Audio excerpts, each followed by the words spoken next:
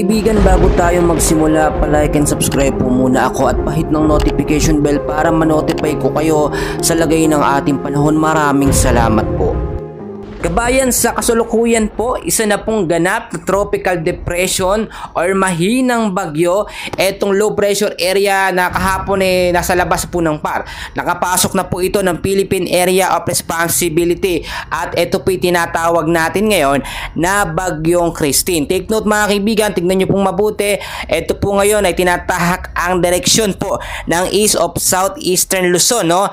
Sa loob po ng PAR na may layo po na 1,265 kilometers. May lakas po ng hangin mga kaibigan na 65 to 70 kilometers per hour, up to 70 to 80 kilometers per hour naman ang kanyang bugso. Pa westward po ang kilos sa bilis po na 30 kilometers per hour. So nagbabadya ito mga kaibigan na lumakas from tropical depression to tropical storm hanggang severe tropical storm mga kaibigan, at may potential din po na maging isang ganap po, no, na super typhoon. And hopefully kung titignan po ninyo mga kaibigan, tinatahak po nito ang direksyon nga po mga kaibigan ng North Luzon, no, at Bicol region na may tsansa po na maglandfall within the next 24 to 48 hours po mga kaibigan. So mas maganda nakahanda at nakabantay, nakamonitor po tayo sa pagkilos nga po nito nga pong si Bagyong Christine. And as of now, babalikan po natin yan. Meron kasi tayong forecast weather condition para yung mga kababayan natin ngayon ay maging alerto at nakahanda. Sa ngayon po, ang area ng Zamboanga Peninsula, BARMM, Saxargen, kasama na po ang Northern Samar, Bicol region, Palawan, Aurora at Quezon, maulap na kalangitan ang ating mararanasan po sa mga lugar po na aking nabanggit.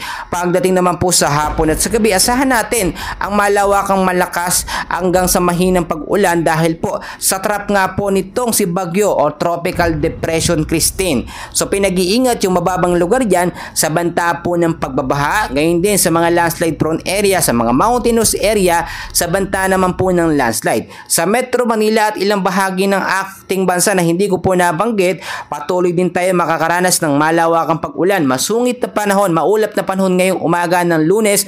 Pagdating sa hapon naman at sa gabi, mahina hanggang sa malakas sa pag-ulan ng ating posibleng aasahan.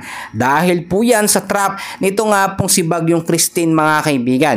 So pinag-iingat tayo sa mababang lugar sa banta po ng pagbabaha at landslide, sa mga landslide prone area. Kaya naman kung kayo lalabas sa hapon at sa gabi, ugaliin po magdala ng payong jacket kapote panlaban po sa mga biglang bugso ng malawakang pag-ulan. Inaasahan mga kaibigan, pagdating po ng araw nga po ng Martes, Miyerkules at Huwebes, diyan po mas mararamdaman ang bugso at lakas nga po nitong si Bagyong Christine. Ngayon pa lamang po pinaghahanda na po, no, ang area ng Central Luzon, North Luzon, Bicol region sa malaking tsansa ng paglandfall nga po nitong si Bagyong Christine. Inaasahan din po na sa araw pa po ng Sabado o Linggo, ito ay lalabas ng Philippine Area of Responsibility. So matagal po siyang mananatili sa loob ng PAR mga kaibigan. So ngayon po, matagal na tayo nagpapaalala sa inyo, meron nakikinig sa atin, meron naman pong binabaliwala lamang ang ating mga update. Dahil akala nila, porkit umaaraw at maganda ang panahon,